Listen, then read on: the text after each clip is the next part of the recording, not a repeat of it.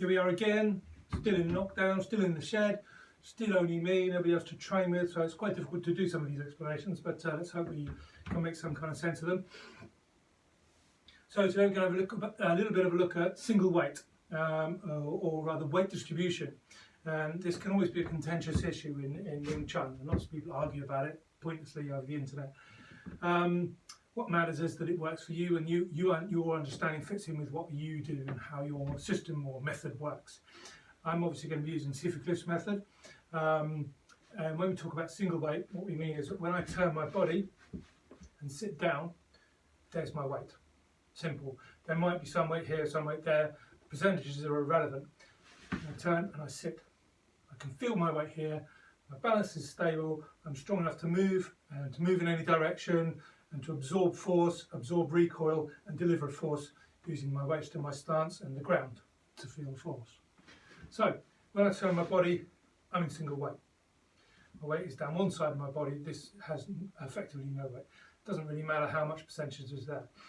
It's, as you move, your weight changes constantly. The thing is that it matters that I'm feeling it here. So this here, for the next analogy, is like a pole. Here's a pole. So when I sit down there, when I turn my body here, there my weight is. Eye, elbow, knee, ground. So there's the line there for my weight. If I shift my weight here, it's down the other side there. Imagine that pole, remember that? That is the flagpole, because the next thing we're going to talk about is the flag effect. This was a great analogy that Sifu told us about, which helps you understand how single weight works and how to use force to allow pressures to let go, to use your posture to allow forces to pass you. So we don't want to meet force with force in Wing Chun, we want to be soft and allow pressures to come. So we use the analogy of the flag effect, where the wind, which drives the flag or moves the flag, is our opponent, the force given to us by our opponent. The flag is my body, torso, and the flag pole is where my single weight is. So the force comes in, pressure arrives here, collision or force here. The force, the wind, turns the flag, my body. My body just goes with the force. And my flag pole is here, this side, there's my single weight. If the force blows again, pressure comes in a different direction, the body shifts. The flag moves with the force, the pole has changed sides. It doesn't matter which side it is. There's the flag pole, there's where my grounding or rooting is, and my body's moved. And from either of these positions I can move freely. From here, I can go there, I can move backwards, I can move sideways, I can move anywhere I want. So, the wind is the force, the flag is my body, the flag pole is where my single weight is. So just remember those things, it makes everything a lot easier. Now obviously when a force comes in, a strong force arrives here, we don't want to resist it, because if I tense up and try and push back, I can get my body disrupted or destabilised. And also I don't want to be stuck in one position where I have to shift my weight before I move. I want to be able to move freely. So single weight helps us to move freely. Force comes in, the flag effect. You allow the force to continue. So the force is coming here, I'm letting it go past me. I want to push the force away, because it might make my bongs, I'll press out here. That might move my target, so I now have to chase my target or be unable to hit properly. I want to be able to have the force arrive, and my enemy to be in front of me, so I can strike freely at the right angle and put it in one step. Foot in here. So, when the force arrives, the wind blows the flag. Flagpole is strong. From this position I can now go this way. From this position I can go that way. From this position I can retreat. From this position I can move there. I can move in any direction basically I want to, without previously adjusting my weight. So where I am, I can go. Where I am, I can go. I don't have to adjust my weight before I leave. Which is useful because if someone's pressing you, they'll follow you very easily if you then shift your weight. So, force comes, wind blows, use the flag effect.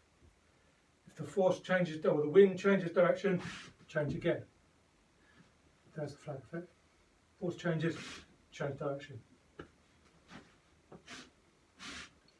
More as before.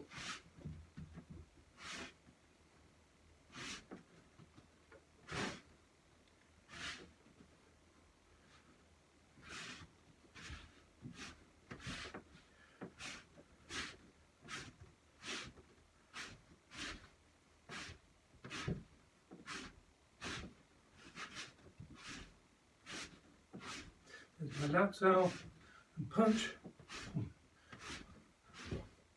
Sit, sit, sit, sit. When you're doing Chun Q form, sit, sit, sit, sit. Always sit down and practice that, get the floor bouncing. And you can go. Sit, go. Sit, go. Sit, go.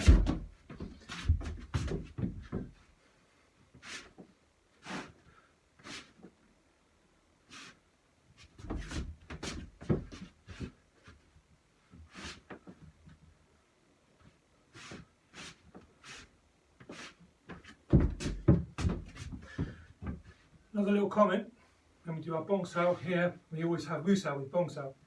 And some people put the wu sao in the middle, we don't, because we think gives you two options of being hit. We keep it right back here, as shown us by Seaford Cliff. There's our normal Sulim Tao reference.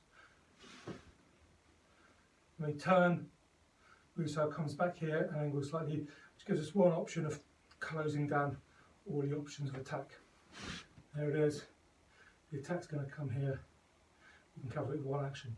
That's why we do our wu sao like that in this circumstance with bong sao. Also, when you do your wu sao, elbow should have space here. You keep it too tight in here, you're prone to being attacked here.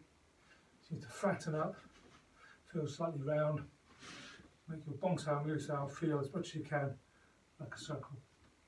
So space here, space here. If you hold the wu sao in too tight, your frame will collapse. And we'll go push here, and you can test when we do lapso drill to press this to make sure it doesn't collapse. So, bong lap. We could kick, we could bong and force change the direction, we can kick. When we kick, it's good to have contact. It's not necessary, but it's a useful thing. I feel more stable and more in control, kicking is easier. Otherwise, if someone's pressing you and you kick them, then you can be thrown off balance. Obviously, when you kick or pursue, you need to move the body. It's no good sitting here hoping that they're going to get in your way. Go, go, go, go. Always press forward.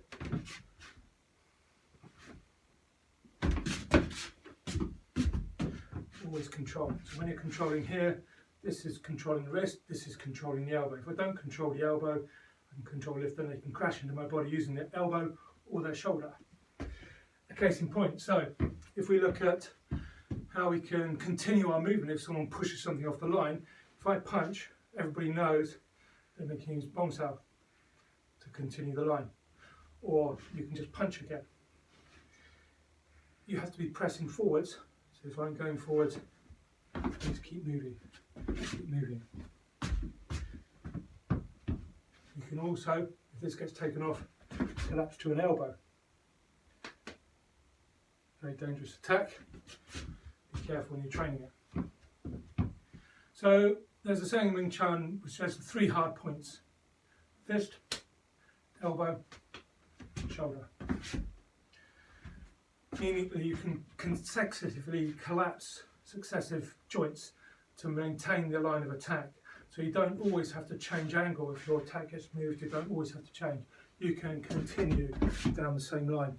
And in doing this, you preserve or conserve your momentum. So your energy of moving forward here is going, it's going, it's going. You're still moving forwards all the time. So you're preserving that momentum. So if we look at that in a bit more detail, if you imagine I punched, that is difficult to explain without a person helping me, of course. Like so many things in Wing Chun. I punch, God, there's my elbow. That gets pushed or dragged, there's my shoulder. And each successive time I'm moving forwards. So I probably, in that action, probably cover 2 meters length. There's my punch, there's my elbow, there's my shoulder. And I move forward about 2 meters to keep the pressure on. Conserve the momentum. Now if I turn back here, you can see this action is straight up Sulim Tao, it's Gum Tao. Do it with one hand, obviously Sulim Tao is done double to balance the body out. So here we go, punch, gone, elbow, gone, step in with the shoulder. Next joint. This is known as posting, and you can imagine thinking about the flag post. There's my post, there. So I'm just walking in with my shoulder here. We use the gumshoe action because that gets the arm out of the way. What we want is when we hit this way, the shoulder is the only thing sticking out.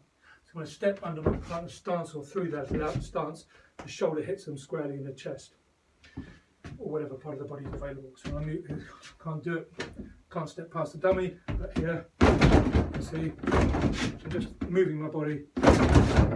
I'm getting thrown off with the recoil of the dummy. Back here, so I can hit with my waist and my shoulder. Not very effectively here because I can't get past the dummy. You can hear force being delivered. Same here. I can hit my shoulder here by rotating very powerfully because there's no joints to lose the force in. Or I can use my whole body force here.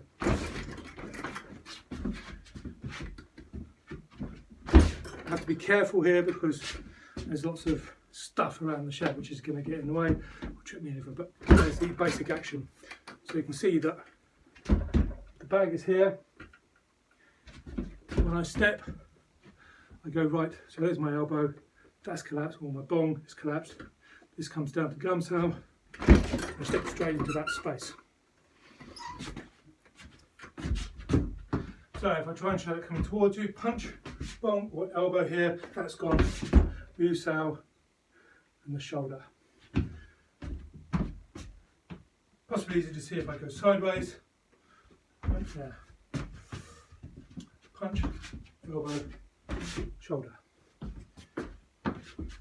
fist, elbow, shoulder. And when you go through your stance, you're just in your stance here and you're just stepping sideways.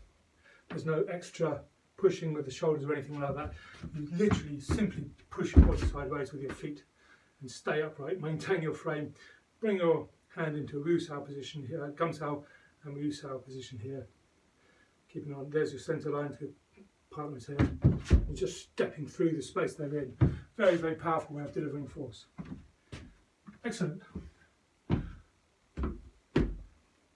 Hope you've enjoyed that. If there's any questions or anything like that, do feel free to email or comment or send things in or just phone up.